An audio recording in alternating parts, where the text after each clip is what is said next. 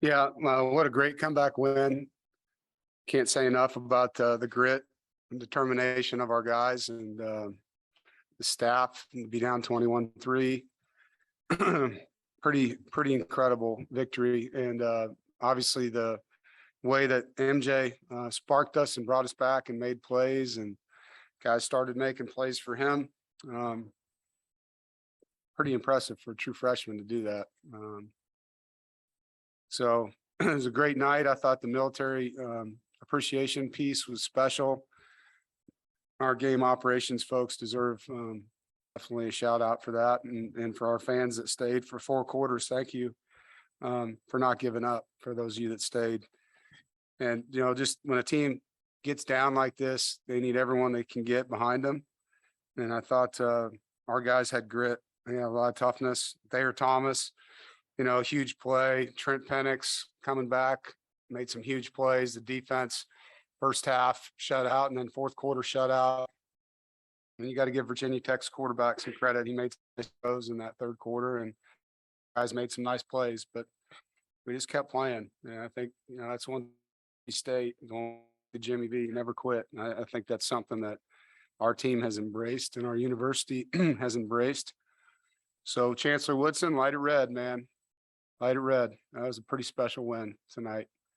And I promise, some for the future with that quarterback, I think pretty exciting, to see what he's done with really a week and a half of reps there.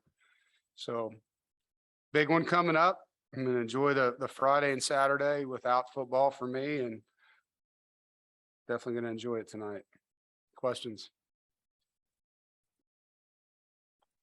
James, you can go ahead, and a reminder to everyone else to go ahead and use that raise hand function, but James, you're up first. Hey, Dave, congrats on the win. Obviously in the third quarter, things kind of steamrolled a little bit in their favor. A point in that quarter where you felt the momentum really flip back to you guys, because it almost felt like the wave went completely the other way at one point. No, it did. We gave up some big plays at corner and had a couple penalties that hurt us.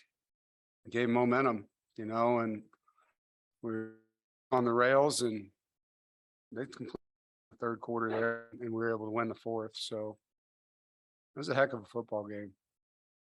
And just to follow up, I know you talked about MJ's performance, but to be able to end the game there with your being able to run the ball the last 5 minutes, can you discuss that a little bit? Yeah, I was proud of the O-line, tight ends, running back, Jordan Houston, the way he ran, MJ. But that was big to not give them another opportunity. That 3rd and 3 run by Jordan, I thought was an excellent run. But just grinded it out, did what was necessary to win. And I thought Coach Beck really called some key play calls there in that fourth quarter too. The tight end pop pass that we ran off a quarterback run to Penix that was uncovered. We got them confused. It was a really nice play call timing wise. And then the screen out of empty out of our trips formation, we got him in cover 0. And as soon as I saw him lined up that way, I was like, man, throw it to Thayer, and he did the rest. So some timely calls. Coach Gibson was really aggressive in the fourth quarter. We moved Tyler Baker-Williams out to corner. So there's some really good adjustments being made, I thought, in that second half by our staff, and they deserve a lot of credit for that. Thanks, Dave. Yep. David, go ahead. Hey, Dave, congrats on the win. What gave you the confidence from what you saw in MJ in the first half to make him, your lone guy in the second at quarterback? He was moving us better. He was 5 of 6 passing. I thought Jack missed some throws and just felt was more accurate. They both ran the ball fine, but we need to be able to throw the football if the team's going to pack the box like that, play cover 3, and they had a true freshman corner out there, and we had to be able to throw to win, and he was more accurate. So that's kind of what led to that. And both of them practiced well, so it was really more just a feel in the game. Evan, go ahead.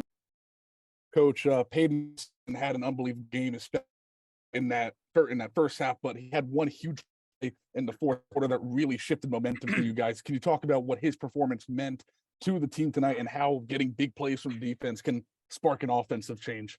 Yeah, I thought, Coach Gibson called a couple timely blitzes, and beat their protection twice. Peyton, finished 2 plays there and about 2 sacks. It was awesome to see him like that. I was excited for him, to make those plays. He was super happy in the locker room. He just had an ear to ear smile. Love that kid. And yeah, so he played his butt off tonight. Luke, you Dave, 16 straight to close out against Florida State and 19 straight tonight. Talked about the grit and all that, but are there any other common denominators you see in those 2 comebacks? Because that's the kind of thing that maybe happens once a season. To do it in consecutive home games is pretty remarkable.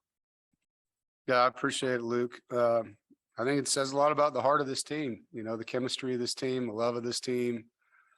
Florida State, it was Jack, that brought it back, and this was MJ, and the kids just don't quit here. We've built a culture of persistence and perseverance and love, and it shows.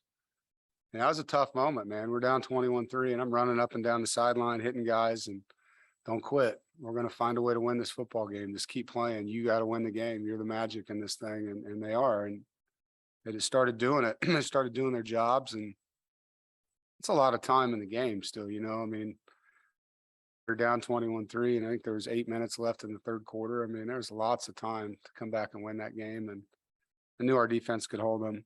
So it's just it's hard to put a kind of in conversation and really just to understand what these guys feel for each other. You know what I mean? Like, I think you're seeing it, Luke, to answer your question. Like, there's not many teams that could do what we just did. There's just not. I think it takes a special group of guys in leadership to do that. Sorry, if I could just follow up real quick. Did anything you guys talked about during the off week in terms of sort of, let's stay the course, let's readjust our goals? Do you think there was any of that discussion at 21-3? Because that's where a team that's all right, you lose to Clemson, you lose to Syracuse, so maybe not the season you expected. That's an easy place to give up. And you guys instead sort of rallied and came back. Well, don't give up, period. That's not ever going to happen as long as I'm the head coach at NC State. We're never going to quit, man. That is not going to happen here. And as far as readjusting goals, like, the focus was on winning this next game, getting bowl eligible, keeping our home winning streak alive. This team can still win 10 games. Like, all those things were discussed, but more it was just like, how do we win this football game? What do we have to do to with our quarterback injured, to give ourselves a chance to win? And how can we get better? And some of it was really good. Some of it was really bad, and found a way to make a few more plays than them. Brett, you're next. Yeah, Dave, James asked you earlier about the momentum shifting to Virginia Tech's favor in the third quarter. Was there anything in particular that kind of got it back going in your favor, or was it something that just kind of happened gradually? Yeah, I'm gonna have to watch the game. Right now, it's kind of surreal. I think it was probably our first, whatever the touchdown was that we scored there. And I can't remember if that was the end of the third or the beginning of the fourth where it happened. What'd you say? You're Yeah, muted. it was in the third. Yeah, it was late third. Yeah, and that's where I felt like the sideline all of a sudden believed. I think he threw a touchdown to Thayer, didn't he, on a slot fade? Yeah.